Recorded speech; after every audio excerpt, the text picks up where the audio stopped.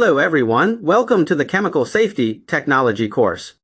I am your instructor, Suo Yanbo. In this session, we will explore the safety requirements for the classification and storage of hazardous chemicals. Safety requirements for the storage of explosive substances. 1. Explosive substances must be stored in dedicated warehouses.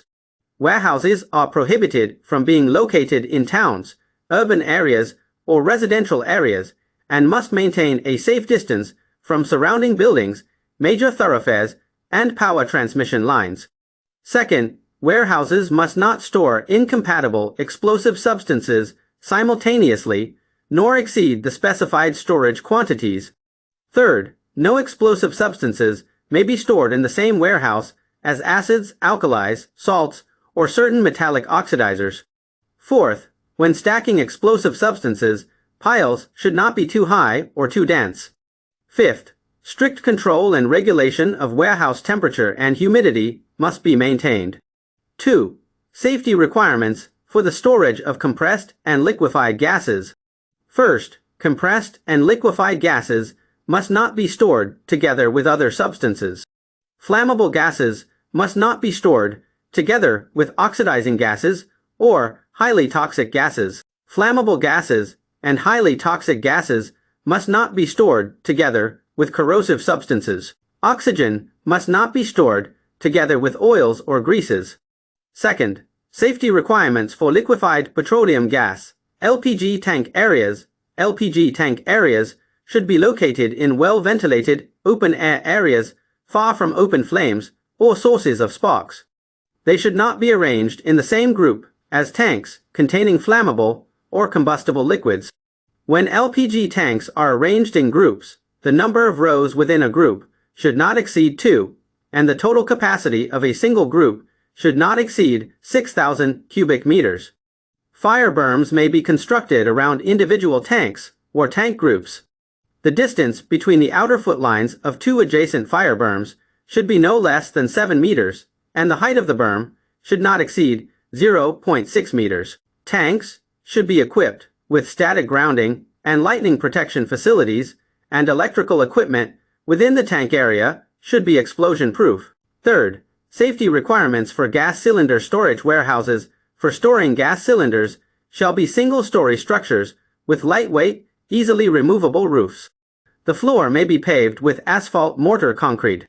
Doors and windows shall open outward, and glass shall be painted white. The warehouse temperature shall not exceed 35 degrees Celsius, and ventilation and cooling measures shall be provided. Gas cylinder storage warehouses shall be divided into separate compartments by firewalls, with each compartment having a safety exit. The maximum storage capacity of the gas cylinder warehouse shall comply with relevant regulations.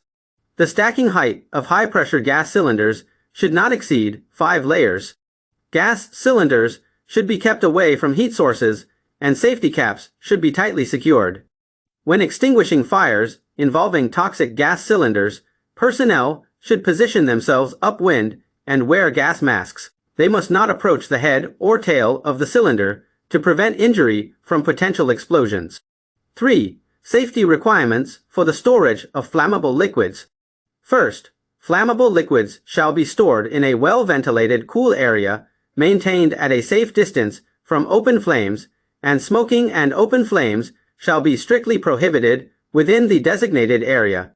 Second, flammable liquids with boiling points lower than or close to summer temperatures should be stored in warehouses or tanks equipped with cooling facilities. Containers holding flammable liquids should retain a headspace of no less than 5% of their volume and must not be exposed to direct sunlight in summer. Iron drums should not be stacked too high to prevent sparks from collisions or friction. Third, for flammable liquids with low flash points, care must be taken to control warehouse temperatures. For flammable liquids that are prone to solidifying into lumps at low temperatures, precautions against freezing must be taken. Fourth, warehouses for flammable and combustible liquids in drums should be designed as single-story structures. Reinforced concrete rack structures may be used with firewalls, dividing the space into several compartments, each of which must have an emergency exit. Flammable liquids in drums should not be stored outdoors. Fifth, storage tanks for flammable and combustible liquids are classified into three types: above ground, semi-above ground, and underground. Above ground and semi-above ground storage tanks for flammable and combustible liquids must be surrounded by firewalls. Sixth, when the height of a storage tank exceeds 17 meters, fixed cooling and fire extinguishing equipment must be installed. For tanks under 17 meters, mobile fire extinguishing equipment may be used. Seventh, storage tanks for flammable liquids with low flash points and low boiling points must be equipped with safety valves and cooling facilities. Eighth, the tank's inlet pipe must be connected to the lower part of the tank. The tank and its associated facilities must be equipped with lightning protection and static electricity prevention systems, and explosion-proof electrical equipment must be used. 4. Safety requirements for the storage of flammable solids. First, storage facilities must be cool and dry, equipped with thermal insulation, protected from direct sunlight, and suitable for volatile substances. Flammable solids must be stored in sealed containers, and storage areas must be strictly protected against moisture. Second, many flammable solids are reducing agents and must be stored separately from oxygen and oxidizing agents. Many flammable solids are toxic. Precautions against toxic exposure must be taken during storage. 5. Safety requirements for the storage of self-igniting substances. First, self-igniting substances must not be stored together with flammable liquids, flammable solids, water, reactive substances, or corrosive substances. Second, self-igniting substances have strict requirements regarding temperature and humidity during storage. They must be stored in cool, well-ventilated, and dry warehouses, and precautions must be taken to prevent fire and toxic exposure. 6. Safety requirements for the storage of water-reactive substances. First, storage should be located on elevated ground to ensure no water ingress during the summer rainy season. Dry sleepers or pallets must be used when stacking. Second, the warehouse must be dry, and strict measures must be taken to prevent rain and snow from entering. Doors and windows of the warehouse may be sealed. The relative humidity in the warehouse should generally be maintained below 75%, with a maximum of 80%. Third, potassium, sodium, and similar substances should be stored in mineral oil or paraffin oil that is free of moisture. 7. Safety requirements for the storage of oxidizing agents. First, substances that must not be stored together include Class 1 inorganic oxidizing agents and organic oxidizing agents. They must not be stored together with other weak oxidizing agents. They must not be stored together with compressed gases or liquefied gases. Oxidizing agents must not be stored together with toxic substances. Organic oxidizing agents must not be stored together with acidic substances such as bromine, hydrogen peroxide, and nitric acid. Nitrates will undergo a chemical reaction upon contact with sulfuric acid, fuming sulfuric acid, or chlorosulfuric acid, and must not be stored together. Second, temperature and humidity must be strictly controlled.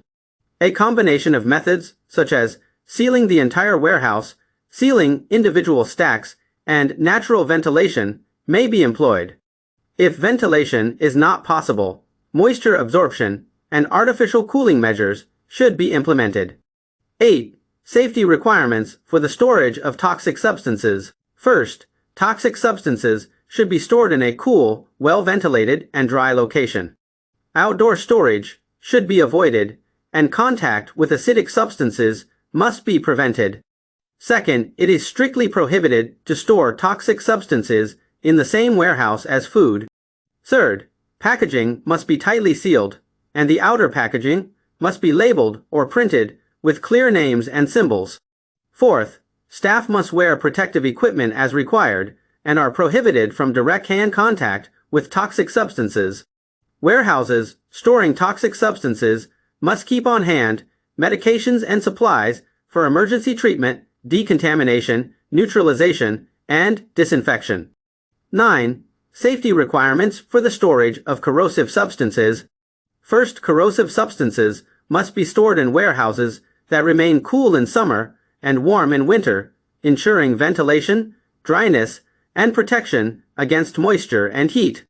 Second, they must not be stored together with flammable substances. When storing different corrosive substances in the same warehouse, they may be separated by walls. Third, use appropriate corrosion-resistant containers to hold corrosive substances and ensure that the packaging is tightly sealed. Fourth, during storage, care must be taken to control the storage temperature of corrosive substances to prevent containers from expanding and rupturing due to heat or freezing. Additionally, dedicated warehouses should be designed for the storage of radioactive materials. In this lesson, we have learned the safety requirements for the classified storage of hazardous chemicals. In summary, classify hazardous chemicals for safe storage. Identify categories clearly to eliminate potential hazards. Adhere to the principles of classified storage and never compromise on safety. That concludes this lesson. For your reflection after class, please consider this question. How can we effectively implement the classified storage of hazardous chemicals? Alright, that concludes this session. See you in the next class.